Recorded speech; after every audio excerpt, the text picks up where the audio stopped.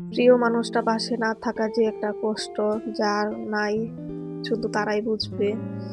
তো আজকে অনেকদিন যাবৎ আমার গ্যাসের চুলা একটি নষ্ট হয়ে আছে, একটি চুলা। তো অন্য আরেকটা চুলার মধ্যে আমি রান্না করি। তো আমি যে জায়গাটায় দাঁড়ায় রান্না করি, এই জায়গাটাও অনেক চিপা। অনেক কষ্ট করে রান্না করতে হয় আমাকে। তো যদি হাসব্যান্ড বাসায় থাকতো তাহলে কবেই চুলাটা ঠিক করিয়ে দিত। যে কাজগুলো উনার করার কথা ছিল ওই কাজগুলো এখন আমাকে করা লাগে। তো আজকে আমি রান্না করব খাসির মাংস আর পাতলা খিচুড়ি। তো খাসির মাংসের জন্য এখানে আমি সব মশলাগুলো বেটে নিয়েছিলাম। আজকে আমি বাটা মশলা দিয়ে খাসির মাংসটা রান্না করব। তো পেঁয়াজ, রসুন বেটে নিয়েছিলাম, আদা বেটে নিয়েছিলাম আর শুকনা মরিচ বেটে নিয়েছিলাম। খাসির মাংসটা আমি ভালো করে ধুয়ে নিয়েছি। আবার কিছু তরকারি দিয়ে আমি খিচুড়ি রান্না করব। আর এখানে মুরগির কলিজা, চামড়া এগুলো দিয়ে আমি খিচুড়ির সাথে আমি দিব, খিচুড়িটা রান্না করব। হ্যালো এভরিওয়ান, আসসালামু আলাইকুম। আমার প্রিয় ভাইয়ারা, আপুরা, আঙ্কেলরা, আন্টিরা, তোমরা সবাই কেমন আছো? আশা করি সবাই অনেক ভালো আছো। আমরাও আল্লাহর রহমতে অনেক ভালো আছি। দেশ ও দেশের বাইরে যে যেখান থেকে আমার আজকের ভিডিওটা দেখতেছেন সবাইকে একটা কথাই বলবো, প্রথমে ভিডিওতে লাইক দিয়ে তারপর পুরো ভিডিওটা কন্টিনিউ করার চেষ্টা করবেন। তো এখানে দেখতে পাচ্ছেন যে আমি কুকার বসিয়ে দিয়েছি। আজকে আমি কুকারের মধ্যে রান্না করব, যেহেতু আমার হাতে সময় কম ছিল, অনেকটাই দেরি হয়ে গিয়েছিল। তো এখানে আমি কুকার বসিয়ে দিয়ে তারপর কুকারের মধ্যে মশলাটা কষিয়ে নিয়েছিলাম।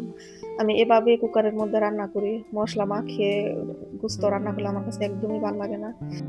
তো আমার ভিডিওর মধ্যে অনেক শব্দ হচ্ছে, আমার ছোট একটা বেবি আছে, তো ওকে সামলিয়ে তারপর আমার কাজটা করা লাগে। তো কেউ কোনো কিছু মনে করবেন না, সবাই মানিয়ে নিন।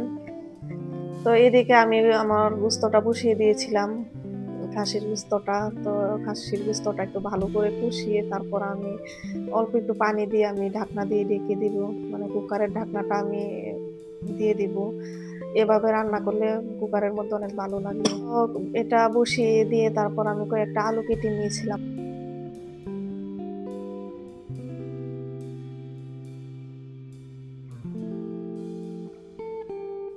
তো আবার আলুটা যেহেতু এড করব, তো গ্যাসের চুলা বন্ধ করে আমি ভিতরের ভাপটা আমি বের করে নিয়ে তারপর আমি গোস্তটা একটু ভালো করে আবার নেড়ে ছেড়ে আমি পরিমাণ মতো আরেকটু পানি দিয়েছিলাম, দিয়ে ঢাকনা দিয়ে ঢেকে দিয়েছিলাম। তো ঢাকনা দিয়ে ঢাকার পর তা আবার 10-15 মিনিটের মতন একটু জাল করে নিয়ে তারপর তো আমি নামিয়ে ফেলছিলাম। তো এখানে আমি খিচুড়িটা বসিয়ে দিয়েছি, পাতিল বসিয়ে দিয়েছি। এর মধ্যে আমি তেজপাতা, এলাচ, দারচিনি দিয়ে পেঁয়াজ বাটাগুলো দিয়েছিলাম। পেঁয়াজ বাটা দিয়ে একটু ভেজে তারপর আমি রসুন বাটাটা আমি দিয়ে দিয়েছি। রসুন বাটা একটু ভেজে তারপর আমি পরিমাণ মতো আদা দিয়ে দিয়েছিলাম। তো আদা, পেঁয়াজ, রসুন এগুলো আমি ভালো করে ভেজে তারপর পরিমাণ মতো একটু পানি দিয়ে দিব। পানি দিয়ে আমি সবগুলো মশলা আমি এড করবো। আমি তরকারির মধ্যে আমি অন্য কোনো মশলা আমি দিই না। আমি সবসময় যেভাবে রান্না করি ঠিক ওইভাবে আমি তোমাদের সঙ্গে শেয়ার করার চেষ্টা করি। অন্য কোনো মশলা আমি খাবারে দিই না। যে বাড়তি কোনো মশলাগুলো আছে ওইগুলো আমি কখনোই দিই না। তো এখানে দেখতে পাচ্ছ যে আমি পেঁয়াজ বাটা, রসুন বাটা ওইগুলো আমি ভালো করে ভেজে তারপর আমি এখানে হলুদের গুঁড়া, মরিচের গুঁড়া, ধনিয়ার গুঁড়া, জিরের গুঁড়া দিয়ে মশলাটা আমি ভালো করে কষিয়ে নিয়েছি। তো তেল উপরে উঠে গিয়েছে, এখন আমি মুরগির গোস্তটা আমি দিয়ে দিব। মুরগির গোস্ত বলতে এখানে চামড়া ছিল, পা ছিল, গলা। তো ওইগুলা দিয়ে আমি খিচুড়ি সবসময় আমি রান্না করি, আমার কাছে ভালো লাগে। তো আমি যেভাবে রান্না করি ওইভাবে সবার কাছে ভালো নাও লাগতে পারে। তো সবার রুচি তো আর একরকম না। তো এখানে আমি সব সবজিগুলো যে কেটে রাখছিলাম ওইগুলো আমি দিয়ে দিয়েছি। এত গোস্ত আর সবজিগুলো আমি ভালো করে কষিয়ে নিব। এখনো যারা আমার চ্যানেলটা সাবস্ক্রাইব করেননি অবশ্যই আমার চ্যানেলটা সাবস্ক্রাইব করে আমার পাশে থাকার চেষ্টা করবেন। তো আপনাদের সাপোর্ট ছাড়া আমি সামনে এগোতে পারবো না। আমিও চেষ্টা করবো সবাইকে সাপোর্ট করার জন্য। তো আমার গোস্ত আর সবজিগুলো কষানো শেষ, এই পর্যায়ে আমি কিছু টমেটো কাটা দিয়ে দিয়েছিলাম। টমেটো দিয়ে তারপর এখানে আমি ডাল আর চাল দিয়ে দিয়েছি।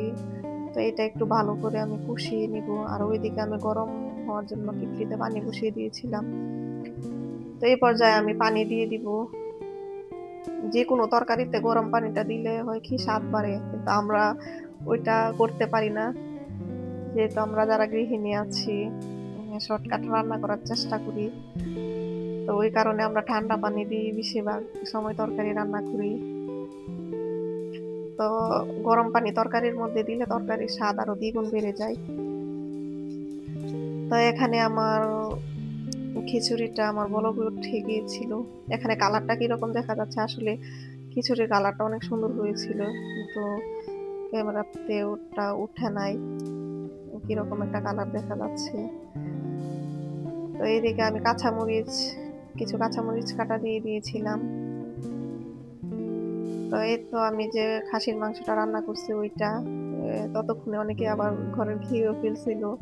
কারণ আমার রান্না করতে অনেকটাই দেরি হয়ে গিয়েছিল। এজন্য। আর এখানে আমি খিচুড়িটা রান্না করে নিয়েছি। তো এই পর্যায়ে আমি কিছু ধনিয়া পাতা দিয়ে দিব।